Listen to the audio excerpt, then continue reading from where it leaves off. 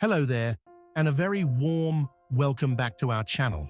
It's always a pleasure to have you join us. It really is. You know, Daniel, many of us keep a bottle of aspirin in our medicine cabinets, usually for headaches or those minor aches and pains. But I was reading something that suggested this humble little pill might hold a surprising, even life-saving power in a far more critical situation. That's a very interesting point to start with, Serena, and you're absolutely right. What if I told our viewers that simply chewing that aspirin, not just swallowing it, could make all the difference during a heart attack? Chewing it? That does sound surprising. It almost seems too simple to be true for such a serious event. It does, doesn't it? Yet this small action, this specific way of taking a common medication, is a vital piece of knowledge that could dramatically improve outcomes during one of life's most frightening medical emergencies. Today, we're going to explore exactly why chewing a pill can save your life. During a heart attack, a must-know tip. We're going to focus specifically on aspirin and uncover the science behind this crucial, yet often overlooked, piece of advice. And I imagine for those of us in our 60s and beyond, understanding these practical, actionable tips isn't just interesting, it's genuinely empowering. Precisely. It equips us with the knowledge to potentially make a life-altering difference for ourselves or even for someone we care about. In this video, we'll talk about what happens during a heart attack in simple terms, how aspirin works its magic, and most importantly, why the simple act of chewing that aspirin tablet is so incredibly critical for rapid effect.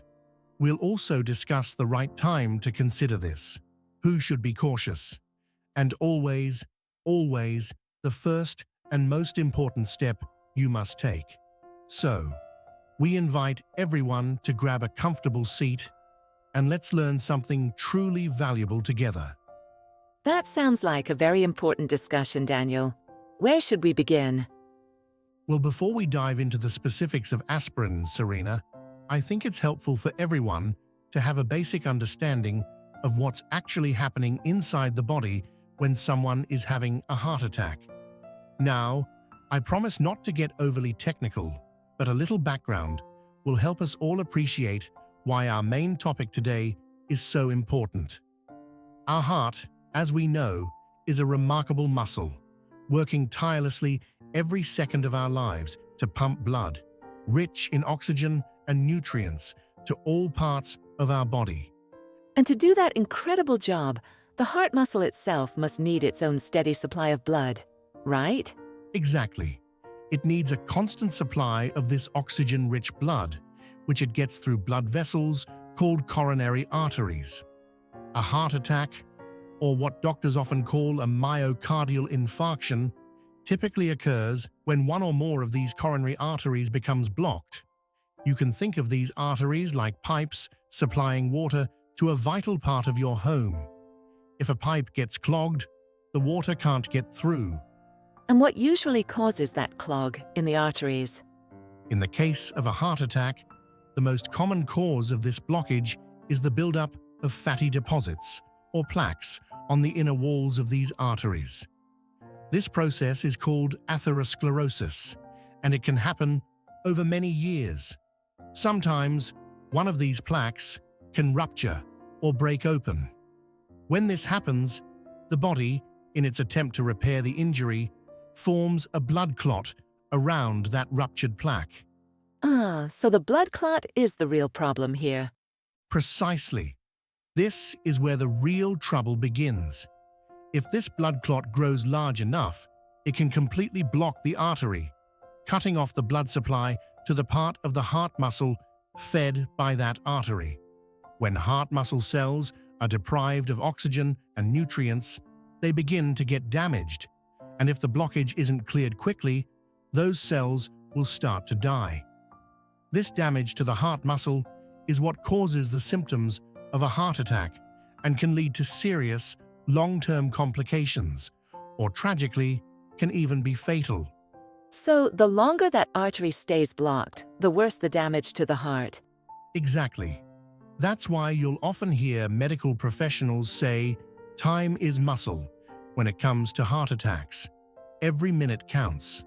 Understanding this process, the ruptured plaque, the formation of a blood clot, and the blocked artery, is key to understanding how something as simple as an aspirin tablet can play such a vital role in this emergency.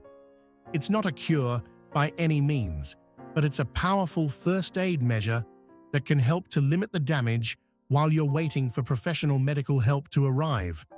That explanation really helps to set the stage. So now that we understand what's happening in the body, let's talk about aspirin itself. Most of us know it for headaches, as you said. That's right. Many of us know aspirin as a common pain reliever or fever reducer. It's been around for a very long time, over a century in fact. But aspirin also has another very important property that makes it so valuable in the context of a heart attack. It's an antiplatelet medication. Antiplatelet. Can you explain what that means in simple terms? Certainly. Platelets are tiny cell fragments in our blood that play a crucial role in forming blood clots. When you get a cut, for example, platelets rush to the site of the injury. They stick together and they help form a plug to stop the bleeding. This is normally a very good and necessary process. It's our body's natural way of healing. However, as we just discussed, during a heart attack, when a plaque ruptures in a coronary artery, this same clotting process can become life-threatening because the clot blocks the blood flow to the heart muscle. So, aspirin interferes with that clotting process somehow? Precisely. Aspirin works by making these platelets less sticky. It interferes with their ability to clump together and form a clot. So, in the event of a heart attack, when that plaque has ruptured and a clot is starting to form, taking aspirin can help prevent that clot from getting bigger. It can also help prevent new clots from forming. Does it get rid of the clot that's already there? That's an important distinction. Aspirin doesn't typically dissolve a clot that's already completely blocking an artery. That usually requires more powerful medications given in the hospital or procedures like angioplasty. But by slowing down or stopping the clot from growing, aspirin can help maintain some blood flow through the partially blocked artery, or prevent a partial blockage from becoming a complete one. This, in turn, can reduce the amount of damage to the heart muscle. So, it's more about damage control in that critical early phase. Exactly. This antiplatelet effect is why many people who have had a heart attack or who are at high risk for one are often prescribed a low daily dose of aspirin by their doctors as a preventive measure. But today, we're focusing on its role in the acute emergency situation of a suspected heart attack. And that brings us to the most surprising and crucial part of our discussion: the way you take that aspirin. This is the must-know tip you mentioned about chewing it. This is indeed where the must-know tip from our video title comes into play, the part that can make a significant difference in how quickly aspirin starts to work its life-saving magic. And that is, if you suspect you are having a heart attack, and if it is appropriate for you to take aspirin, and we'll discuss who should be cautious in just a moment, you should chew the aspirin tablet before swallowing it. Do not just swallow it whole with water. Why is chewing so important, Daniel? What difference does that make? It all comes down to the speed of absorption. When you chew an aspirin tablet, it begins to break down in your mouth. Some of the medication can then be absorbed directly into your bloodstream through the rich network of blood vessels in the lining of your mouth, particularly under your tongue. This is called buccal, or sublingual absorption. This route effectively bypasses the initial pass through your digestive system and liver, where medications are often metabolized and can be delayed in reaching the systemic circulation. By chewing it, you're essentially giving the aspirin a head start to get into your system. So it gets into the bloodstream much faster than if you just swallowed it? Significantly faster. If you swallow an aspirin tablet whole, it has to travel down to your stomach, then into your small intestine, where it is primarily absorbed. This process takes time. The tablet has to dissolve first. Then the medication has to pass through the stomach lining or intestinal wall into the bloodstream.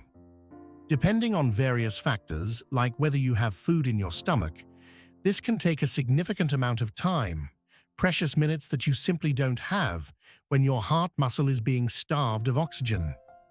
And I suppose studies back this up? Yes, they do. Studies have shown that chewing aspirin leads to much faster absorption and a quicker onset of its antiplatelet effects compared to swallowing it whole.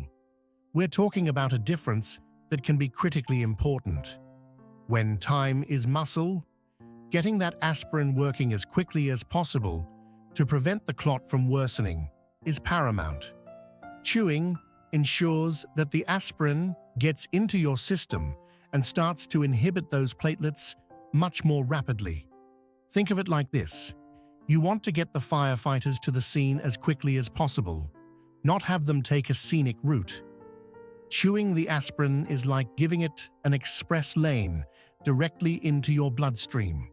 It's such a simple action, chewing a pill, but with such a profound potential impact. It truly is.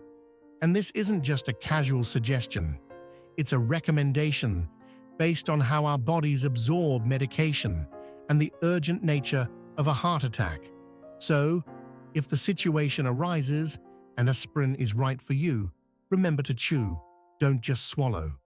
Now, this is clearly very important, but I'm sure our viewers are wondering, is taking aspirin the very first thing to do? That's an absolutely critical point to clarify, Serena. Thank you for bringing it up. Taking aspirin is not the first thing you should do if you think you're having a heart attack. The very first, most important, non-negotiable action is to call 911 or your local emergency medical services number immediately. Do not delay. Do not try to call your doctor first or a family member, and please never attempt to drive yourself to the hospital. Why is calling 911 so paramount, even before thinking about aspirin? Paramedics can begin life-saving treatment on the way to the hospital, and they are equipped to handle complications that might arise. They can also communicate with the hospital so that the emergency department is ready for you when you arrive. Their intervention is key. So, to be perfectly clear on the sequence of actions, Yes, let's outline that clearly for everyone. First, recognize the symptoms of a heart attack. That could be chest pain or discomfort, pain radiating to the arm, jaw, neck, or back, shortness of breath, nausea, sweating, or dizziness. And remember, symptoms can vary, especially in women and older adults. If you're in doubt, it's always best to err on the side of caution. Second, call 911 immediately. Tell them you think you might be having a heart attack. And then, third, while you are waiting for the ambulance to arrive, if you have aspirin and it's appropriate for you, and we're about to discuss that in detail, the 911 dispatcher may instruct you to chew one regular strength, usually 325 milligrams, non-enteric-coated aspirin, or perhaps 2 to 4 low-dose, 81 milligrams, non-enteric-coated aspirins. The aspirin is a supportive measure, a very important one, but it absolutely does not replace the need for immediate professional medical assessment and treatment. The emergency services are your lifeline. that sequence is vital to remember. Now, you mentioned if it's appropriate for you. That brings us to a very important question. Who should consider taking aspirin during a suspected heart attack? And just as importantly, who should not? Precisely. While aspirin can be life-saving in this scenario, it's not appropriate or safe for everyone. This is where individual medical history is key. Firstly, if you have a known allergy to aspirin or other non-steroidal anti-inflammatory drugs, often called NSAIDs, like ibuprofen or naproxen, you should absolutely not take it. An allergic reaction could make a bad situation even worse. That's a clear one. What about bleeding risks? Yes, that's the next crucial consideration. If you have a history of bleeding disorders, like hemophilia, or if you currently have active bleeding, such as a bleeding stomach ulcer, aspirin should be avoided as it can increase the risk of bleeding. Also, if you are already taking other blood-thinning medications, common ones include warfarin, often known by the brand name Coumadin, apixaban, Eliquis, rivaroxaban, Xarelto, or clopidogrel, Plavix. You need to be extremely cautious. Taking aspirin on top of these medications could significantly increase your risk of serious bleeding. So, if someone is on those medications, they should definitely not take aspirin without very specific medical advice? Absolutely. This is a situation where the 911 dispatcher or the paramedics, when they arrive, will provide guidance, or ideally, it's something you've already discussed in detail with your own doctor. Also, people with a recent history of stroke, particularly a hemorrhagic stroke, which is a stroke caused by bleeding in the brain, may be advised against taking aspirin. And of course, if your doctor has specifically told you in the past not to take aspirin for any reason, you should always follow that medical advice. This really underscores the importance of talking to your doctor before an emergency, doesn't it? It absolutely does. This is why it is so incredibly important to have a conversation with your own doctor before an emergency ever arises. Ask your doctor if taking aspirin in the event of a suspected heart attack is the right course of action for you, considering your personal medical history, your current medications, and any risk factors you may have. Your doctor knows your health situation best and can give you personalized advice. They can tell you if it's safe, what dose would be appropriate for you, and confirm that you don't have any contraindications. Please don't wait for an emergency to figure this out. Have that conversation at your next checkup. It's a simple question that could equip you with crucial, life-saving information. Being prepared also means knowing when not to do something.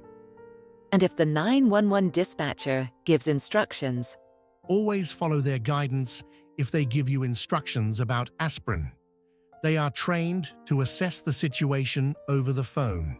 However, having that prior knowledge from your doctor empowers you and helps ensure you're making the safest decision possible in a stressful moment. that's very clear. Now, what about the dose and the specific type of aspirin? You mentioned non-enteric-coated. Yes, let's briefly touch upon the dose and type. As I mentioned, the general recommendation for an emergency situation like a suspected heart attack is typically one regular strength non-enteric-coated aspirin tablet, which is usually 325 milligrams. Alternatively, if you only have low-dose aspirin, sometimes called baby aspirin, though it's very important to note it's not for babies, which is usually 81 milligrams per tablet, you might be advised to chew 2 to 4 of these tablets. This would get you into the 162 milligrams to 325 milligrams range. Again, the 911 dispatcher can often guide you on this, or it's something your doctor can advise you on beforehand. And why is non-enteric-coated so important in this specific situation? Many people take enteric-coated aspirin daily to protect their stomach. That's an excellent question.